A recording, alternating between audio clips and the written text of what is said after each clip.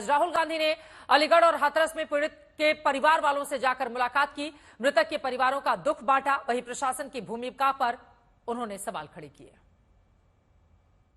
परिवार वालों से मेरी पर्सनल बात हुई जी, उनके परिवार के बारे में जी, उनके बच्चों के बारे में, माता के बारे में, वो कैसे थे, क्या करते थे, तो वैसी बात हुई है। उन्होंने कहा कि प्रशासन की कमी है। उन्होंने कहा कि जो अरेंजमेंट वहाँ पुलिस का होना चाहिए था वो नहीं था।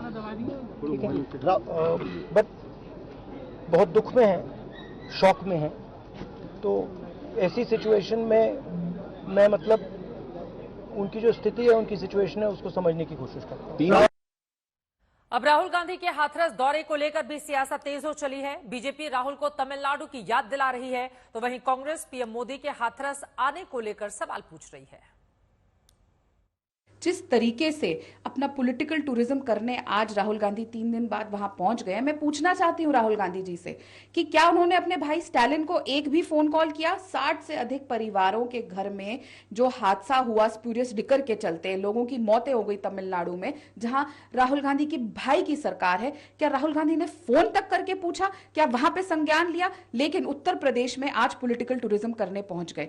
मौत के ऊपर पॉलिटिकल टूरिज्म करना, मौत के ऊपर राजनीति करना, ये बहुत ही ओछी राजनीति है। वो विपक्ष के अब नेता हैं, विपक्ष के लीडर हैं, और उनको एक जिम्मेदार नेता की तरह काम करना चाहिए, ना कि अपने पॉलिटिकल टूरिज्म का एजेंडा फुलफिल करने के लिए ओछी राजनीति करनी चाहिए। सवाल ये है, प्रधानमंत्री जी भी यूपी से ही चुना हुआ सांसद है, विदेश जाने के लिए आपके पास समय है तो स्वदेश में अपने लोगों से जाके मुलाकात कीजिए, मिलिए, कुछ तो सहूलत दीजिए ना। लोग कह रहे हैं कि अखिलेश को पूछो, तो क्या योगी जी रिजाइन कर लिए? मुझे समझ में नहीं आ रहा। वैसे हाथरस हादसे को लेकर जारी इस सियासत की एक खास बात है, पार्टी कोई भी हो, लेकिन बाबा सूरजपाल पर कोई भी उंगली नहीं उठा रहा। यूपी पुलिस के एफआईआर में बाबा सूरजपाल का नाम दर्ज नहीं है। राहुल गांधी हो, अखिलेश यादव हो या हो योगी आदित्यनाथ, हर कोई सूरजपाल का कहीं ना कहीं बचाव करता दिख रहा है।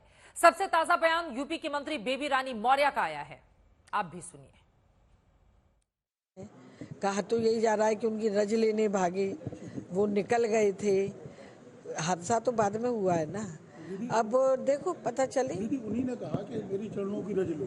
नहीं, मुझे नहीं लगता ऐसा वो कहते होंगे। कोई बाबा नहीं कहता कि मेरी, कोई बाबा कहेगा कि मेरे चरणों की रज लो। ये तो हम लोग इतने धार्मिक हैं, इतनी आस्था है हमारी कि हमें लगता है कि हम इनकी रज लें तो शायद हमारा ये कष्ट दूर हो जाए, हमारी ये समस्या समाप्त हो जाए।